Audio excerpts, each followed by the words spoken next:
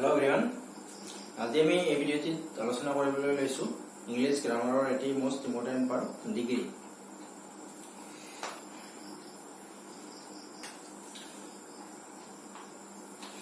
Degree হল তিনিটা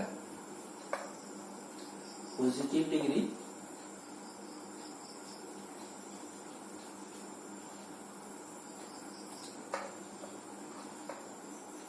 comparative degree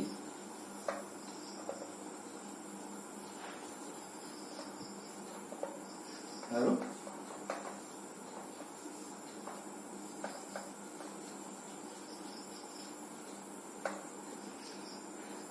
degree তিনিটা পজিটিভ ডিগ্ৰী, কম্পাৰেটিভ ডিগ্ৰী আৰু সুপাৰলেটিভ ডিগ্ৰী। এতিয়া ডিগ্ৰী জনাৰ আগতে আমি এটা বস্তু জানিব লাগিব যে ডিগ্ৰী কি ক্ষেত্ৰত ব্যৱহাৰ কৰা হয় বা কোনবিলাক শব্দৰ ক্ষেত্ৰত ডিগ্ৰী ব্যৱহাৰ কৰা হয়। সাধাৰণতে এডজেক্টিভ আৰু এডভাৰ্ব যিবিলাক শব্দ আছে এই শব্দবিলাকৰ ক্ষেত্ৰতে ডিগ্ৰী প্ৰযোজ্য হয়। এডভাৰ্ব আৰু এডজেক্টিভ মানে কি, যে যিবোৰ শব্দই কোনো ব্যক্তি বা কোনো জীৱ-জন্তু হওক বা কোনো বস্তুৰ দোষ, গুণ, সংখ্যা, পৰিমাণ আদি বুজাই, এনেকুৱা শব্দবিলাকক এডজেক্টিভ বুলি কোৱা হয়। এতিয়া এই শব্দবিলাক আমি এটা শব্দ লৈছো যে তল। তল মানে অস।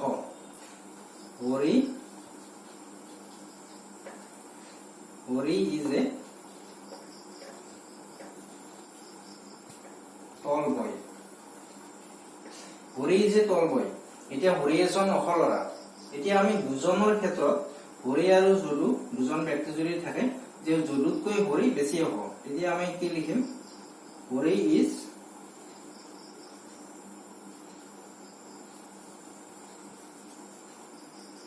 taller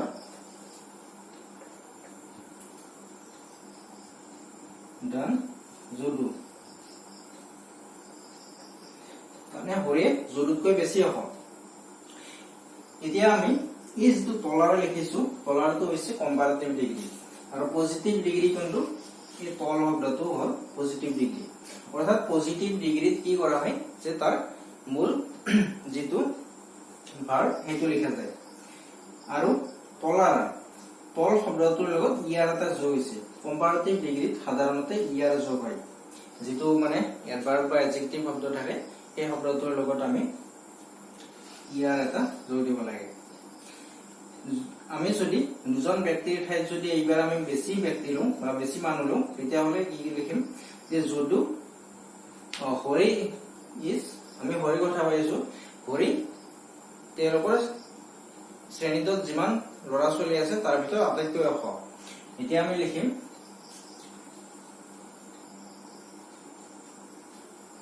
Hari is tallest boy in our class. Hari is tallest boy in our class, যে আমাৰ শ্ৰেণীটোৰ ভিতৰত হৰি আটাইতকৈ ওখ ল'ৰা। এতিয়া ইয়াত দুজনতকৈ বেছি ব্যক্তি আছে বা আমি কিমান আছে আমি উল্লেখ কৰা নাই, গতিকে ক্লাছটোত যিমান আছে সকলোখিনি ইয়াত আহিব, যে আটাইতকৈ ওখ ল'ৰা হৈছে হৰি। গতিকে ইয়াত কি হৈছে? EST যোগ হৈছে। এইটো হৈছে সুপাৰলেটিভ ডিগ্ৰী। এইটো হ'ল পজিটিভ ডিগ্ৰী, কম্পাৰেটিভ ডিগ্ৰী আৰু সুপাৰলেটিভ ডিগ্ৰী। এতিয়া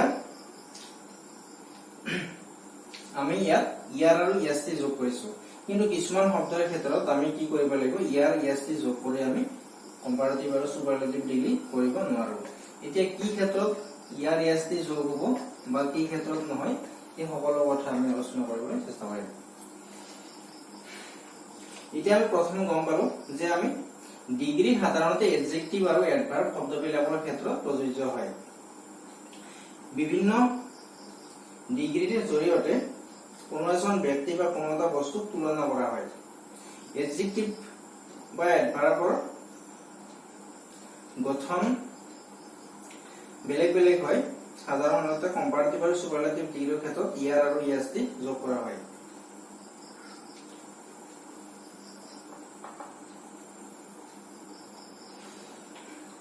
এতিয়া ইয়াৰ আৰু EST আমি কিহৰ ওপৰত ভিত্তি কৰি আমি যোগ কৰিম বা যোগ নকৰিম, এই কথাটো জানিবলৈ আমি প্ৰথমে জানিব লাগিব সিলেবল।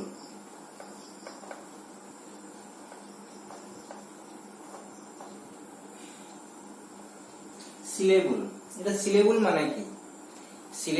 সিলেবল মানে সাধাৰণতে আমি ভাৱেল বুলি ক'ব পাৰো। ভাৱেল হৈছে পাঁচটা, এ ই আই ও ইউ। এই পাঁচটা হৈছে আমাৰ ভাৱেল। এই ভাৱেল কেইটাকে সিলেবল বুলি কোৱা হয়। এতিয়া আমি এটা যেতিয়া শব্দ লিখিম, শৰ্ট, ইম্পৰ্টেন্ট,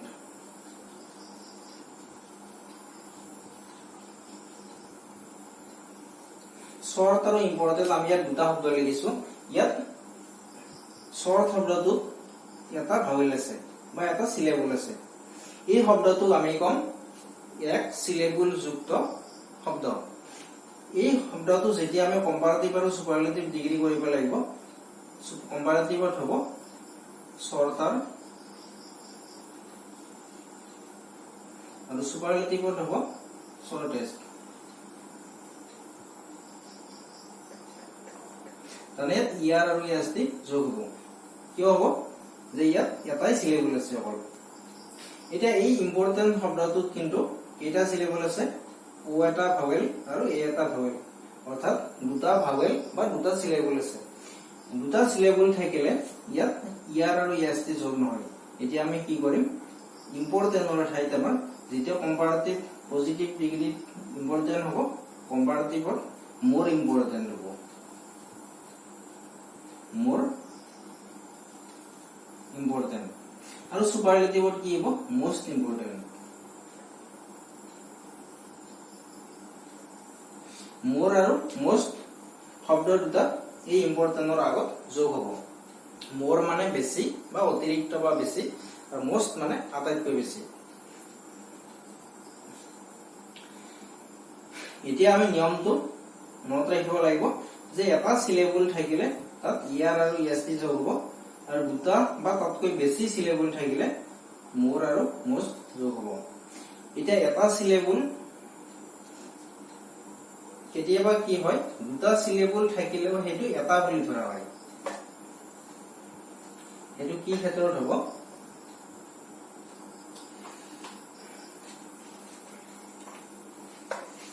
আমি কিছুমান শব্দ আমি য'ত এটা সিলেবল আছে তেনেকুৱা শব্দ কিছুমান আমি উদাহৰণৰ সৈতে বুজাব চেষ্টা কৰিছো। পজিটিভ, কম্পাৰেটিভ,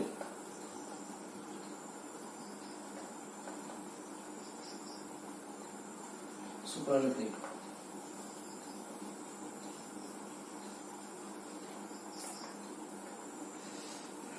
যেনে তল,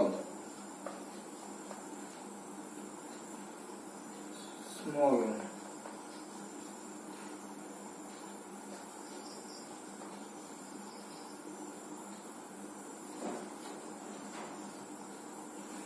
এই চাৰিটা শব্দ ধৰি লৈছো। তলটো যেতিয়া আমি কম্পাৰেটিভ ডিগ্ৰীত লিখিম তেতিয়া ইয়াত ইয়াৰ যোগ হ'ব, পলাৰ হৈ যাব, আৰু সুপাৰলেটিভত পলেষ্ট হ'ব। স্মলৰ ক্ষেত্ৰতো স্মলাৰ হ'ব, সুপাৰলেটিভত স্মলেষ্ট হ'ব।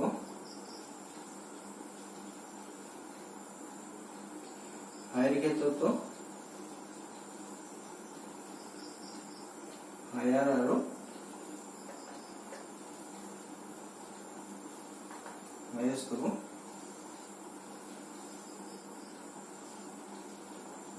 বিগাৰ আৰু বিগেষ্ট হ'ব।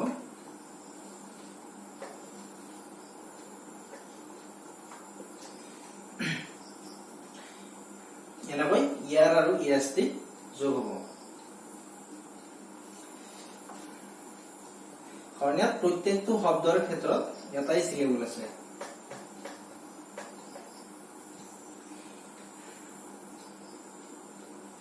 এতিয়া আমি এটা শব্দ লৈছো,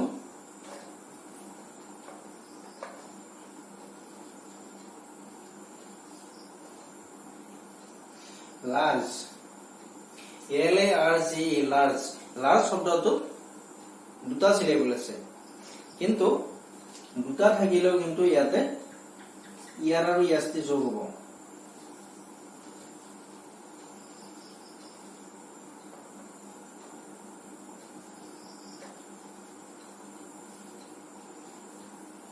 লাৰ্জ লাৰ্জাৰ লাৰ্জেষ্ট এটা ইয়াত দুটা সিলেবল থকাৰ পিছতো ইয়াৰ আৰু ইয়াস্তি যোগ হৈছে ইয়াৰ কাৰণটো হৈছে যে প্ৰথম এটা সিলেবল এই সিলেবলটো হয়তো প্ৰথমত থাকিব পাৰে বা মাজত থাকিব পাৰে এটো কথা নাই কিন্তু এই শেষৰ যেটো সিলেবল এই সিলেবলটো যদি একেবাৰে শেষত থাকে অৰ্থাৎ এই সিলেবলটোৰ পিছত যদি কোনো কনসনেন্ট বৰ্ণ যদি নাথাকে তেতিয়া হলে এইটো এটা সিলেবল যুক্ত শব্দ বুলি ধৰা হয় ইয়াক অৰ্থাৎ এই দুইটা সিলেবল তাৰমানে শব্দৰ মাজত থাকিব লাগিব প্ৰথমটো বেছি কথা নাহে কিন্তু শেষৰ যেটো বৰ্ণ বা এলফাবেট আছে এইটো কিন্তু বা এই ভাৱেলটো মানে শেষত থাকিব নোৱাৰিব যদি শেষত থাকে তেতিয়া হলে সেইটো তাৰমানে এটা সিলেবল যুক্ত শব্দ বুলি ধৰা হ'ব এটা ইয়াত দুটা সিলেবল আছে যদিও এইটো এটা সিলেবল থকা বুলি ধৰা হ'ব এই কাৰণে ইয়াত ইয়াৰ আৰু ইয়াস্তি যোগ হৈছে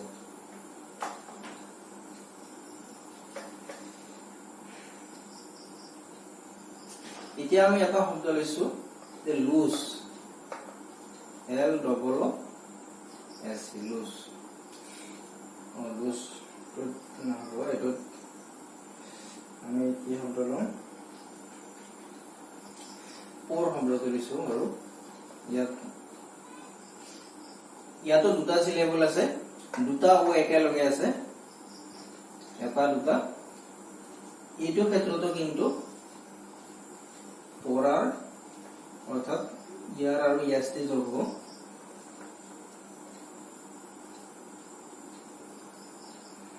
ইয়াৰ দুটা সিলেবল থকাৰ পিছতো কিন্তু ইয়াৰ আৰু ইয়াস্তি যোগ হৈছে ইয়াৰ কাৰণটো হৈছে যে দুটা একে সিলেবল যদি একে লগ হৈ থাকে ও আৰু ও দুটা ভাৱেল আছে আৰু দুইটা ভাৱেলে তাৰমানে একেলগে লগ হৈ আছে এটুক তাৰমানে দুটা সিলেবল যুক্ত শব্দ বুলি ধৰা নহয় এটো এটা সিলেবল যুক্ত শব্দ বুলি ধৰা হ'ব গতিকে আমি জানিব লাগিব যে এটা সিলেবল থকা শব্দবিলাকক ইয়াৰ আৰু ইয়াস্তি যোগ হয় আৰু দুটা বা তাতকৈ বেছি সিলেবল থকা শব্দবিলাকক মোৰ মোৰস এবিলাক বা আন তেনেকুৱা শব্দ যোগ কৰিব পাৰি এতিয়া যেতিয়া দুটা একে সিলেবল একেলগে থাকিব সেইটো এটা সিলেবল বুলি ধৰা হ'ব আৰু শেষৰ সিলেবলটোৰ পিছত যদি কোনো কনসনেন্ট বৰ্ণ নাথাকে এইটো এটা সিলেবল যুক্ত বুলি ধৰা হ'ব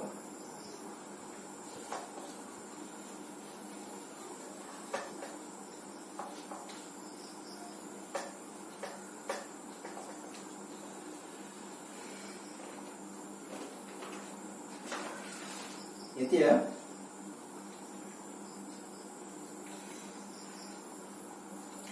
কিছুমান বিশেষকৈ আমাৰ ডিগ্ৰীটো আমাৰ সাধাৰণতে ক্লাস 8 মানৰ পৰা লাগে আমাৰ 9 10 বা 11 12 ৰ ষ্টুডেন্টৰ ক্ষেত্ৰত কিছুমান ডিগ্ৰীত বাক্য পৰিৱৰ্তন কৰিব দিব পাৰে যেতিয়া ডিগ্ৰীত আমি এটা বাক্য গঠন কৰিব লাগিব যে আমি পজিটিভ ডিগ্ৰীত থকা বাক্য এটা আমি কম্পাৰেটিভ বা সুপাৰলেটিভ ডিগ্ৰীত সজাব লাগে এই ক্ষেত্ৰত আমাৰ কিছুমান নিয়ম আছে এই নিয়মবিলাক অলপ দেখাই দিছো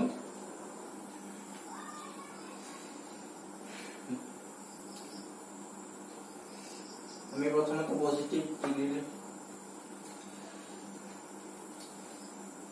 পজিটিভ ডিগ্ৰীত থকা বাক্য এটাৰ যেটো গঠন প্ৰক্ৰিয়া এই গঠন প্ৰক্ৰিয়াটো হৈছে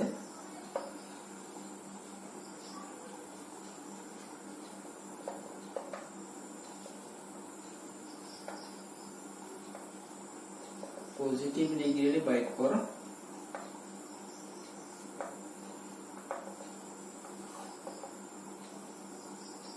গঠন পজিটিভ ডিগ্ৰীৰ বাক্যৰ ক্ষেত্ৰত প্ৰথমতে আমি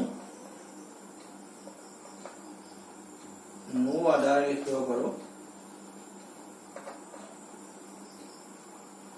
নো আদাৰ লিখাৰ পিছত যোগ তাৰপিছত নাউন আহিব নাউন লিখাৰ পিছত ফিল্ড তাৰপিছত আহিব বি ভাৰ্ব আহিব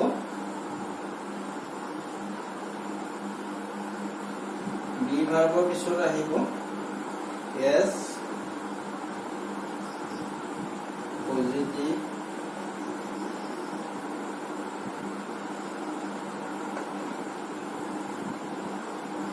এছ তাৰপিছত আহিব যাক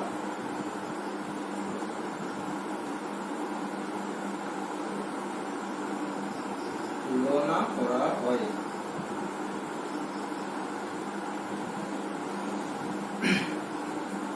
যে পজিটিভ ডিগ্ৰীত আমি যেতিয়া এটা বাক্য গঠন কৰিম তেতিয়া আমি প্ৰথমতে নো আদাৰে লিখিব লাগে। তাৰপিছত যিটো নাউন থাকিব তাত যাৰ বিষয়ে আমি বৰ্ণনা কৰিম সেই নাউনটো বহিব। তাৰপিছত ফিল্ড অৰ্থাৎ ফিল্ড মানে যে আমি ব্যক্তিজনৰ বিষয়ে বা বস্তুটোৰ বিষয়ে আমি যি বৰ্ণনা কৰিম এই কথাখিনি ইয়াত আহিব। বি ভাৰ্ব ইয়াৰ পিছত বি ভাৰ্ব এটা বহিব। তাৰপিছত এছ পজিটিভ এছ এই পজিটিভ শব্দটোৰ ক্ষেত্ৰত কি আহিব যেনে এছ টল এছ এছ চুন এছ এনেকুৱা এই যিটো পজিটিভ শব্দ আছে বাক্য অনুযায়ী ই বেলেগ বেলেগ হ'ব আৰু এছ এইটা থাকিব। তাৰপিছত যাক তুলনা কৰা হয় অৰ্থাৎ আমি যাৰ লগত আমি তুলনা কৰিম যে ডিগ্ৰীটো যিহেতু আমি কোনো দুটা বা ততোধিক বস্তুৰ মাজত আমি কম্পেয়াৰ বা তুলনা কৰাৰ ক্ষেত্ৰতে এইটো প্ৰযোজ্য হয়। গতিকে আমি যাৰ লগত আমি তুলনা কৰিম সেইটো আমি এখন লিখিব লাগিব। অৰ্থাৎ প্ৰথমে নো আদাৰ লিখি নাউনটো বহুৱাই তুলনা কৰা ফিল্ড খিনি আমি যিখিনি এক্সপ্লেনেশ্যন থাকে এই এক্সপ্লেনেশ্যন খিনি আমি ইয়াত লিখিব লাগিব। তাৰপিছত বি ভাৰ্ব তাৰপিছত as positive S that means S তাৰপিছত আমাৰ যি মানে পজিটিভ ৰূপ থাকে যাৰ ওপৰত আমি যেটো বস্তুৰ আমি এছ টল এছ বা এছ চুন এছ এনেকুৱা যি বৰ্ণনা কৰিম তাৰমানে সেইখিনি বহিব। তাৰপিছত যাৰ লগত তুলনা কৰা হয় বা যাক তুলনা কৰা হয় কোনো ব্যক্তিৰ নাম হ'ব পাৰে বা কোনো বস্তুৰ নাম হ'ব পাৰে। আমি এটা উদাহৰণৰ সৈতে দেখুৱাইছো।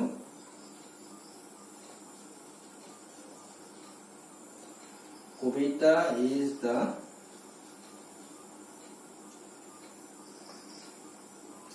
tallest girl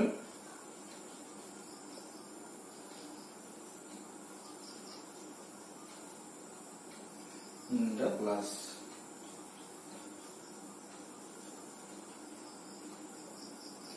এই বাক্যটো আমি এই ধৰণে আমি গঠন প্ৰক্ৰিয়া অনুসৰি আমি গঠন কৰি দেখুৱাম। প্ৰথমে নো আদাৰ আহিব।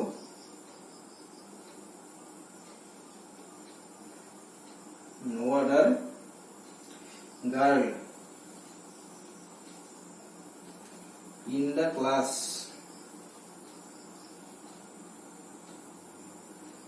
In the class yes is eta hoibo yes tall as কবিতা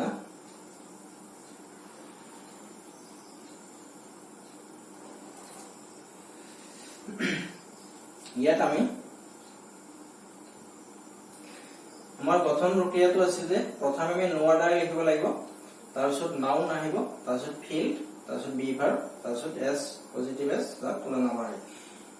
আমি ইয়াত লিখিছো Kabita is the tallest girl in the class যে কবিতা ক্লাছৰ ভিতৰত আটাইতকৈ ওখ ছোৱালী। এতিয়া এই বাক্যটো আমি এই ধৰণে যেতিয়া আমি গঠন কৰিম এতিয়া নো আদাৰ গাৰ্ল ইন দ্য ক্লাছ অৰ্থাৎ ক্লাছটোত কোনো এজন ছোৱালী নাই। ইজ এছ টলেষ্ট কবিতা অৰ্থাৎ কবিতাৰ দৰে ওখ ছোৱালী নাই। অৰ্থাৎ দুইটা বাক্যৰে অৰ্থ কিন্তু একেই আছে মাত্ৰ গঠন প্ৰক্ৰিয়াহে বেলেগ বেলেগ।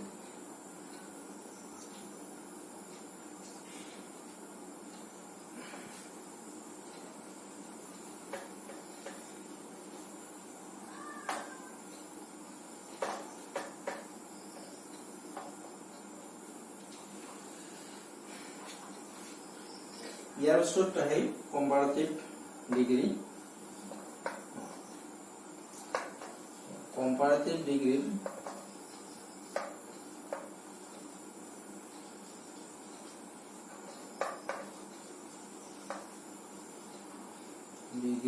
গঠন গঠন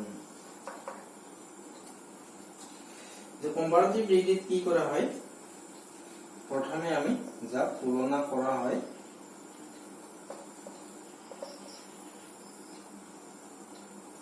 তা প্ৰথমে লিখিব লাগিব তাৰপিছত বিভাৰ লাগিব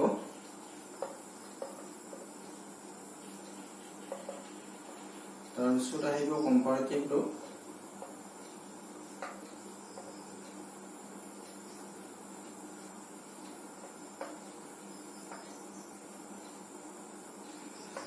তাৰপিছত আহিব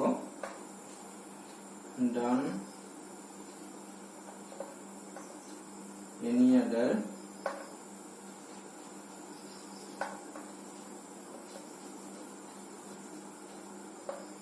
বা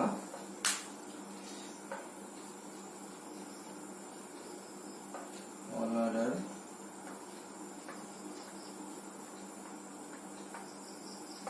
তাৰপিছত আহিব noun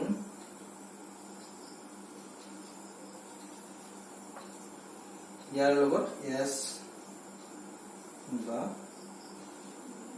yes যোগ হ'ব পাৰে তাৰপিছত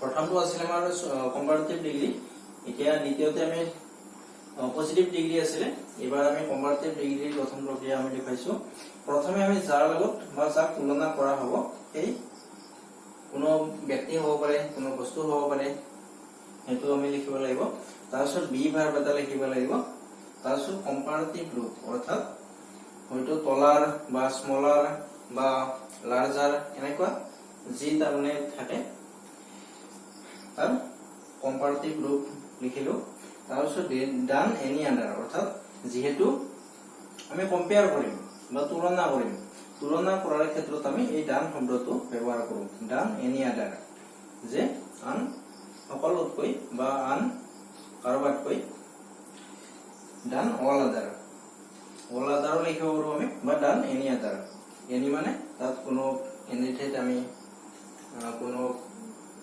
বস্তু বা কোনো ব্যক্তি থাকিব পাৰে আমি ডান অল আদাৰ লিখিব পাৰো কিছুমান ক্ষেত্ৰত তাৰপিছত আমি লিখিব লাগিব নাউন নাউনৰ লগত yes বা yes এটা যোগ হ'ব আৰু তাৰপিছত ফিল অৰ্থাৎ ফিল মানে বাক্যটো যি দিয়া থাকে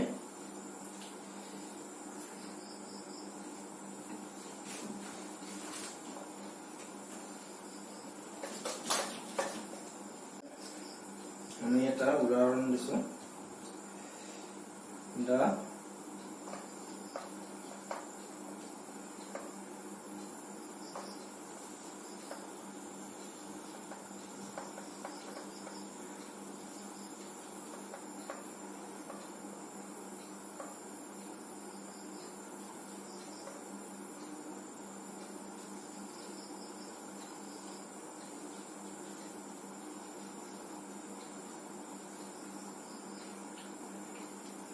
the Mississippi is longest river.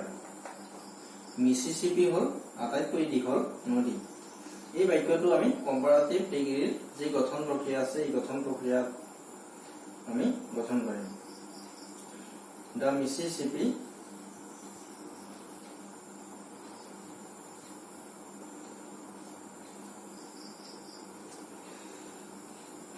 is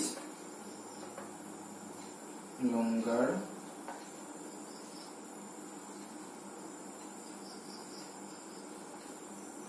than all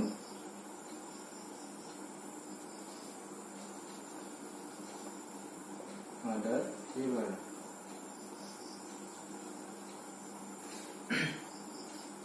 The Mississippi is longest river. Mississippi আটাইতকৈ দীঘল নদী ইয়াত আমি লিখিছো The Mississippi is longer than all other.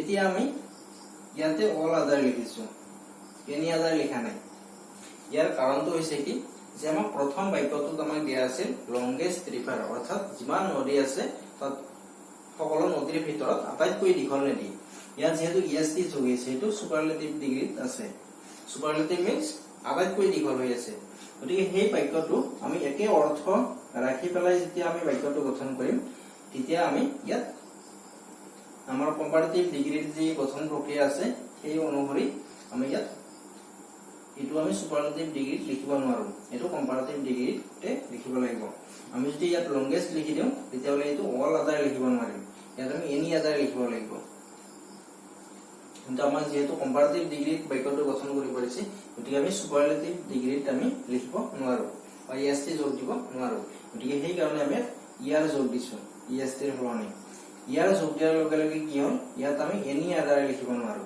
কাৰণ ইয়াত কিয় নোৱাৰো যে এনি আদাৰ দিলে কি হ'ব যে ইয়াৰ নিৰ্দিষ্ট সংখ্যক নদীকে তাত ধৰি লোৱা হ'ব বা সামৰি লোৱা হ'ব যে নিৰ্দিষ্ট সংখ্যক বা কেইটামান নদীৰ ভিতৰত এইটো এটা দীঘল নদী কিন্তু আমাৰ ইয়াত যেহেতু লংগেষ্ট বুলি কৈছে লংগেষ্ট মানে হৈছে আটাইতকৈ দীঘল যে যিমান নদী আছে সকলো নদীকে ইয়াক সামৰি লোৱা হৈছে আৰু সকলো নদীৰ ভিতৰতে আটাইতকৈ দীঘল নদী গতিকে ইয়াত ইয়াৰ লিখাৰ পিছত আমি অল আদাৰ লিখিব লাগিব অৰ্থাৎ যিমান নদী আছে অল আদাৰ লিখাৰ লগে লগে কি হৈছে অল আদাৰ ৰিভাৰ মিন্স সকলো নদীকে বুজাইছে গতিকে সকলো নদীৰ ভিতৰত আটাইতকৈ দীঘল নদী বা বেছি দীঘল নদী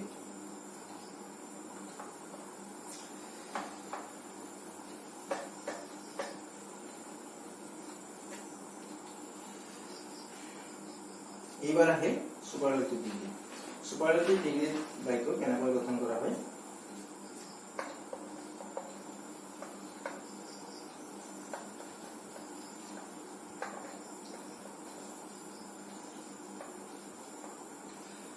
ইয়াত গঠন প্ৰক্ৰিয়াটো হৈছে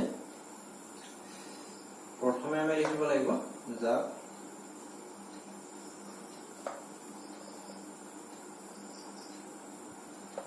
তুলনা কৰা হয়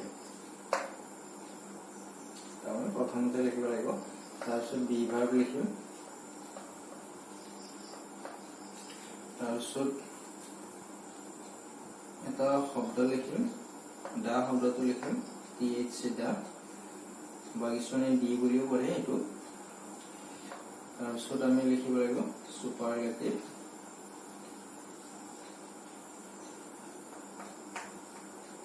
সুপাৰলেটিভ তাৰপিছত নাউন থাকিব তাৰপিছত ফিল্ড ইয়াত প্ৰথমতে আমি সুপাৰলেটিভৰ ক্ষেত্ৰত যাক তুলনা কৰা হয় সেইটো প্ৰথমতে লিখিব লাগিব তাৰপিছত বি ভাৰ্ব আহিব তাৰপিছত দা শব্দটা লিখিব লাগিব তাৰপিছত সুপাৰলেটিভ তাৰপিছত সুপাৰলেটিভ শব্দ তাৰপিছত নাউন আহিব তাৰপিছত ফিল্ড বা যি বৰ্ণনা দিয়া থাকে এই গোটেইখিনি আহি যাব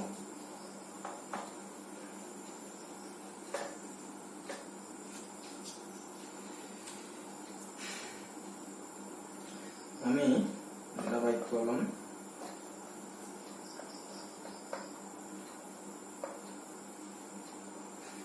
Kamal is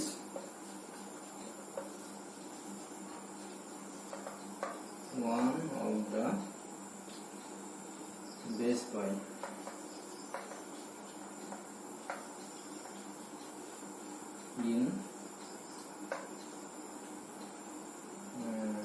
in the class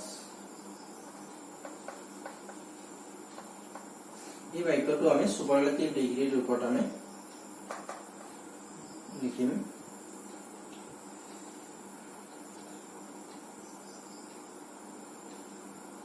ইয়াত আমি লিখিব লাগিব no other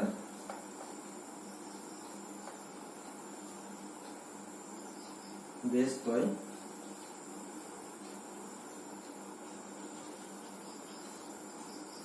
no other best boy in the class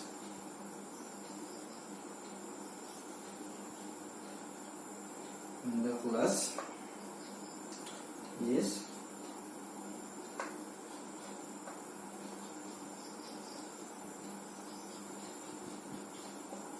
no other best boy in the class is as Komal. এই বাক্য দুইটাৰে অৰ্থ একেই আছে Komal is one of the best boy in the class. Komal শ্ৰেণীটোৰ ভিতৰতে আটাইতকৈ ভাল ল'ৰা no other best boy in the class.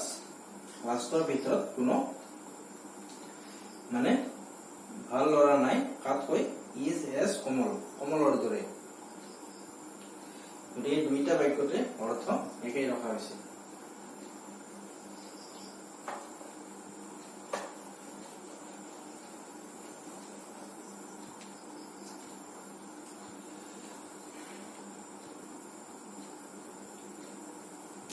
এতিয়া ইয়াৰ পিছত আমি কিছুমান বাক্য আমি গঠন কৰাৰ ক্ষেত্ৰত বা আমি দুটা বা ততোধিক বস্তুৰ তুলনা কৰাৰ ক্ষেত্ৰত আমি কিছুমান বাক্যৰ গঠন আমাক লাগিব।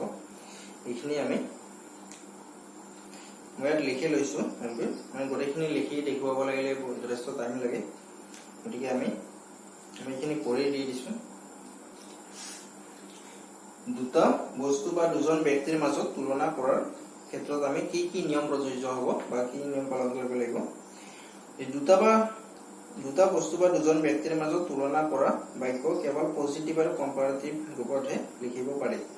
এই ক্ষেত্ৰত সুপাৰলেটিভ ডিগ্ৰীটো প্ৰযোজ্য নহয়, কাৰণ সুপাৰলেটিভ ডিগ্ৰীটো যিহেতু আটাইতকৈ বেছি মানে বেছি অস বা বেছি মানে ভাল, গতিকে এই বস্তুটো আমি তিনিজন বা তাতকৈ অধিক ব্যক্তি বা বস্তুৰ ক্ষেত্ৰত আমি প্ৰযোজ্য হ'ব পাৰে।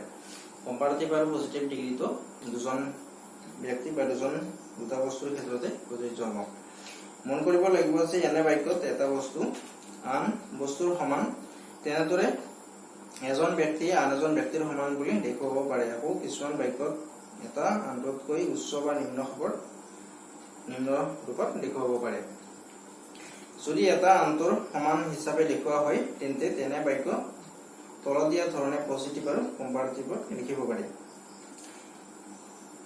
এতিয়া পজিটিভ ৰূপত এটা আমি বাক্য গঠন কৰিব লাগিলে তাৰ যিটো গঠন প্ৰক্ৰিয়া হ'ব,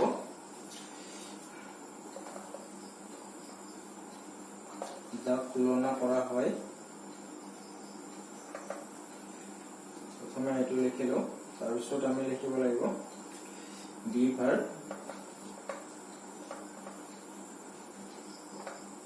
তাৰপিছত নট, তাৰপিছত কম্পাৰেটিভ ৰূপ,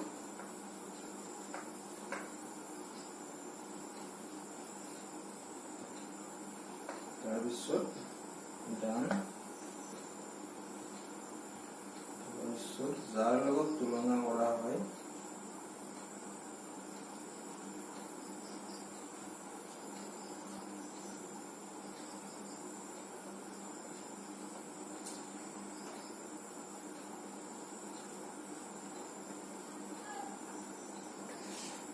তুলনা কৰিব লাগিলে সাধাৰণতে কম্পাৰেটিভৰ ক্ষেত্ৰত দুজন ব্যক্তি বা দুটা বস্তু থাকিব পাৰে। প্ৰথমতে যাক তুলনা কৰা হ'ব, অৰ্থাৎ যাক আমি আটাইতকৈ বেছি ভাল বা আটাইতকৈ বেছি বেয়া বুলি আমি নিৰ্ধাৰণ কৰিম, সেই বস্তুটো প্ৰথমতে লিখিব লাগিব। তাৰপিছত বি ভাৰ্ব, তাৰপিছত নট, তাৰপিছত কম্পাৰেটিভ ৰূপ যি দিয়া থাকে, তাৰপিছত ডান, তাৰপিছত যাৰ লগত তুলনা কৰা হয় সেই বস্তুটো আমি লিখিব লাগিব।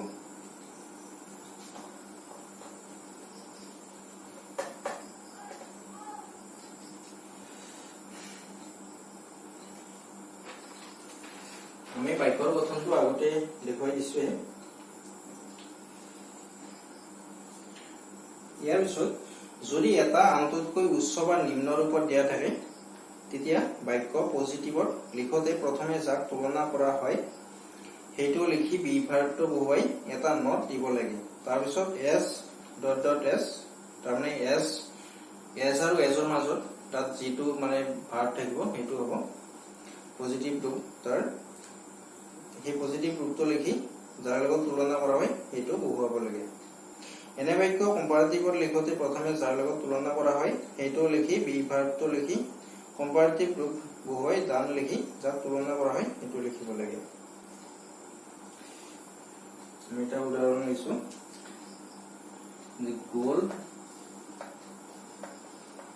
gold is more valuable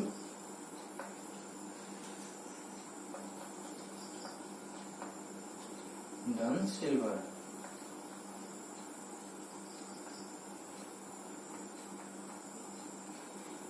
Gold is more valuable than silver. যে গোল্ড সোণ সিলভাৰতকৈ বেছি মূল্যৱান। এই বাক্যটো আমি কেনেকৈ লিখিব পাৰো silver is not as valuable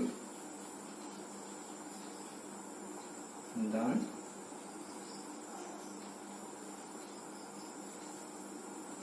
silver is ইয়াত আমি ডান হলটো লিখিছো এইটো এস